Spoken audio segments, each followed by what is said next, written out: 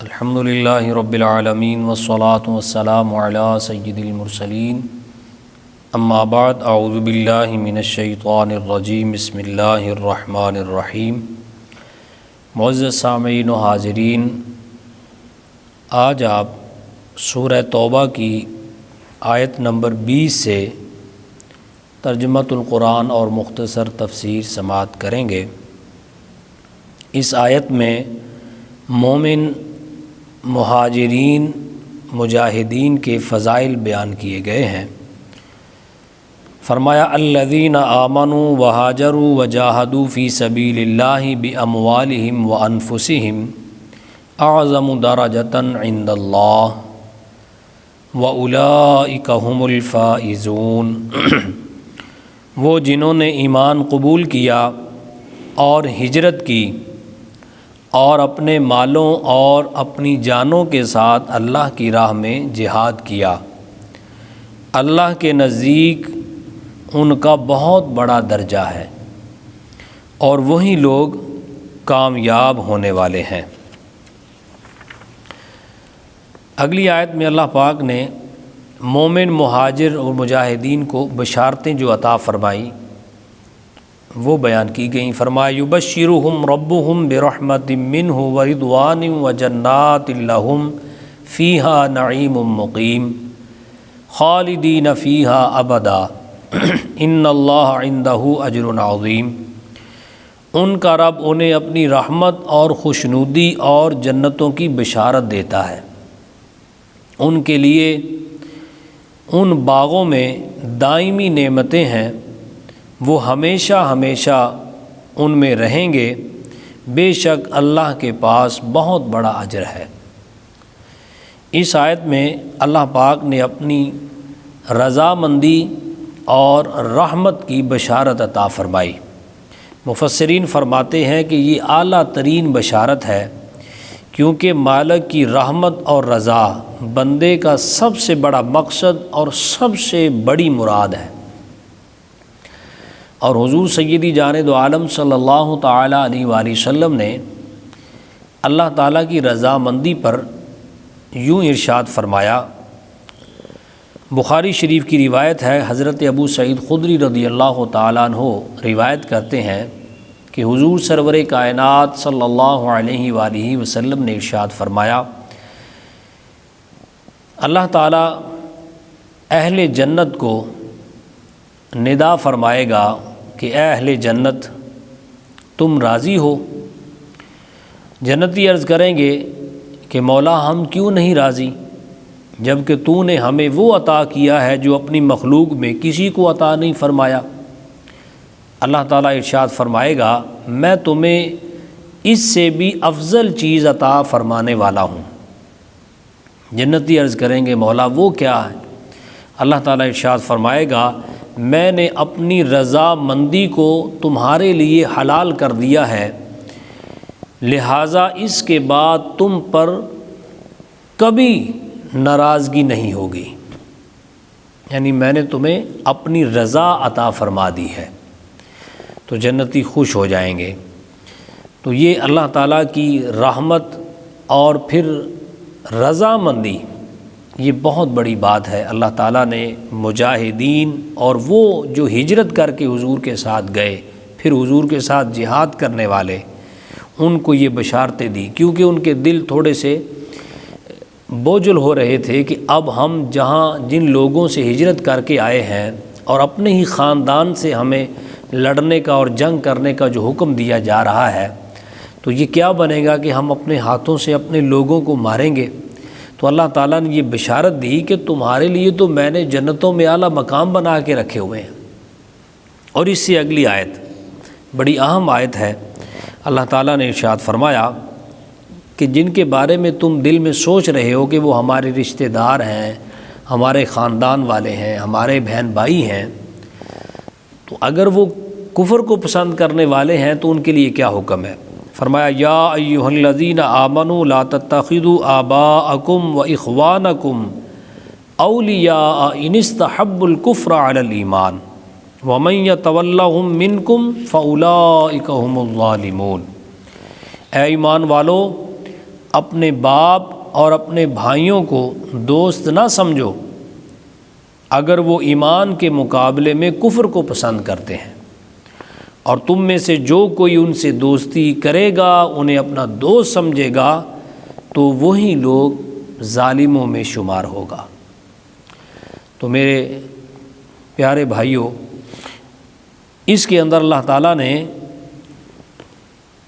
اہل کفر اور گمراہوں سے میل جول اور رسم و رواج اور محبت و مودت ان تمام باتوں سے منع کر دیا۔ اور قرآن مجید میں اللہ تعالیٰ نے ارشاد فرمایا، جو کہ ہم نے سورہ انعام میں پڑھا تھا، اللہ نے فرمایا وَإِمَّا يُنْسِيَنَّكَ الشَّيْطَانُ فَلَا تَقْعُدْ بَعْدَ ذِكْرَى مَعَ الْقَوْمِ الظَّالِمِينَ، اور اگر شیطان تمہیں بھلا بھی دے تو یاد آنے کے بعد ظالموں کے پاس نہ بیٹھنا۔ اور سورہ ہود کے اندر اللہ نے ارشاد فرمایا وَلَا تَرْكَنُوا إِلَى الَّذِينَ ظَلَمُوا فَتَمَسَّكُمُ النَّارُ، اور ظالموں کی طرف نہ جھکو ورنہ تمہیں آگ چھو لے گی۔ اور حضور سیدی جان کائنات صلی اللہ تعالیٰ علیہ وآلہ وسلم نے بھی اپنے جانثار صحابہ کو اور اپنی ساری امت کو یہ پیغام اور میسج دیا ہے۔ لہذا مسلم شریف کی روایت ہے، حضرت سیدنا ابو ہریرہ رضی اللہ تعالیٰ عنہ روایت کرتے ہیں کہ نبی کریم رؤوف الرحیم صلی اللہ علیہ وآلہ وسلم نے ارشاد فرمایا ایاکم و ایاہم لا یضلونکم ولا یفتنونکم، کہ ان سے الگ رہو اور انہیں اپنے سے دور رکھو، یہ تمہیں بہکا نہ دیں اور تمہیں فتنے میں نہ ڈال دیں۔ اور ایک اور روایت ہے ابو داؤد شریف کی، جناب نبی کریم صلی اللہ علیہ وآلہ وسلم نے ارشاد فرمایا، حضرت عبداللہ ابن عمر رضی اللہ تعالیٰ عنہما راوی ہیں، فرمایا ان مریضوا فلا تعودوہم وان ماتوا فلا تشہدوہم، فرمایا اگر یہ کفار گمراہ لوگ یہ بیمار پڑ جائیں تو ان کی عیادت نہ کرو، اگر مر جائیں تو ان کے جنازے میں شامل نہ ہونا۔ وہ لوگ جنہوں نے ایمان کے مقابلے میں کفر کو پسند کیا ہے۔ تو یہ احادیث اور آیات میں جو کچھ بیان ہوا، اس کا خلاصہ یہ ہے کہ ہمیں کفار سے، بد مذہبوں سے، گمراہوں سے، ان سے ہمیں دور بھاگنا چاہیے، ہمیں ان کی قربت میں نہیں بیٹھنا چاہیے۔ اور اس سے اگلی آیت جو کہ قرآن مجید کا اہم ترین مقام ہے اور ذرا طویل آیت ہے، اللہ پاک نے فرما دیا کہ اگر دوستی، یاری، محبوب کسی کو رکھنا ہے تو وہ کون سی چیزیں ہیں، وہ کون سی شخصیات ہیں۔ فرمایا قل ان کان آباؤکم وابناؤکم واخوانکم وازواجکم وعشیرتکم واموال اقترفتموها وتجارۃ تخشون کسادها ومساکن ترضونها احب الیکم من اللہ ورسولہ وجہاد فی سبیلہ فتربصوا حتی یأتی اللہ بامرہ واللہ لا یہدی القوم الفاسقین۔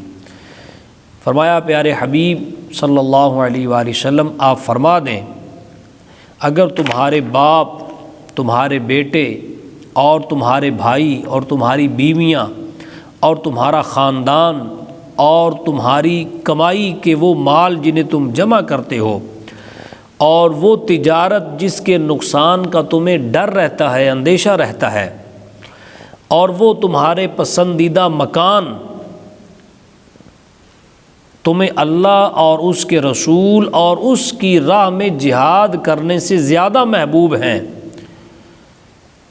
تو فرمایا انتظار کرو یہاں تک کہ اللہ اپنا فیصلہ سنا دے، اور اللہ نافرمان لوگوں کو ہدایت نہیں دیتا۔ 8 چیزیں اللہ تعالیٰ نے گنوا دی ہیں۔ فرمایا باپ، بیٹے، بھائی، عورتیں، تمہارا کنبہ، 5 رشتے گنوا دیے، اور 3 مال گنوائے۔ مال کی 3 قسمیں، ایک وہ مال جو تم جمع کر کے رکھتے ہو، ایک وہ مال جو تم تجارت میں لگاتے ہو اور اس کا تمہیں ہر وقت اندیشہ رہتا ہے کہ مندی نہ آ جائے، تو نمبر گر نہ جائیں، تو ایک وہ تجارت، اور تیسرا ایک مال کی شکل ہے مکان، بڑے بنگلے، کوٹھیاں، فارم ہاؤس جنہیں تم بڑے مزین کر کے اور بہترین کر کے بناتے ہو، بہت پیسہ خرچ کرتے ہو، یہ 8 چیزیں، ان کی محبت اگر تمہارے دل میں اللہ اور اس کے رسول اور جہاد فی سبیل اللہ سے زیادہ ہے تو فرمایا فتربصوا، انتظار کرو پھر، حتیٰ یأتی اللہ بامری، یہاں تک کہ اللہ اپنا فیصلہ لے آئے، اللہ اپنا حکم سنا دے۔ یہاں مفسرین فرماتے ہیں کہ اس سے مراد اللہ تعالیٰ کا عذاب ہے، کہ پھر تم انتظار کرو۔ اس آیت کو سمجھنے کے لیے ہر بندہ اپنے اندر ایک ترازو قائم کرے، کسی اور کو نہ دیکھے، آپ اپنے آپ کو دیکھیں کہ آپ کے دل کے اندر، میرے دل کے اندر ان 8 چیزوں کی محبت زیادہ ہے یا اللہ، اس کے رسول اور اللہ کے راستے میں جہاد کرنے کی محبت زیادہ ہے۔ اگر یہ 8 چیزیں ان 3 پر غالب ہیں تو پھر ہمیں اپنے ایمان کی فکر کرنی چاہیے، اللہ کی ناراضگی کا ہمیں ڈر رہنا چاہیے۔ تو اگر یہ تینوں کی محبت ان 8 پر غالب ہے تو پھر مبارک ہو کہ ہم ایمان والے ہیں، اور جو اللہ ڈیمانڈ کر رہا ہے اس پر ہم پورے اتر رہے ہیں۔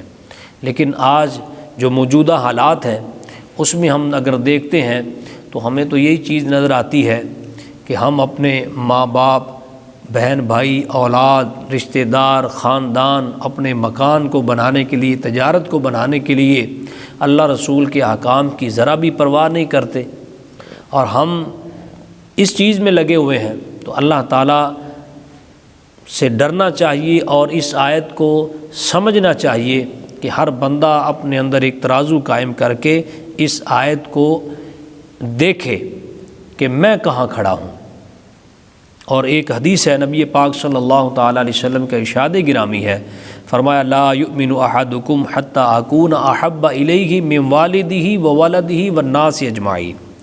اور ایک اور روایت ہے مسند امام احمد کی، فرمایا لا یؤمن احدکم حتی اکون احب الیہ من نفسہ، یعنی فرمایا تم میں سے وہ شخص مومن نہیں ہو سکتا جس کے نزدیک میں اس کے ماں باپ، اس کی اولاد اور تمام لوگوں سے زیادہ محبوب نہ ہو جاؤں۔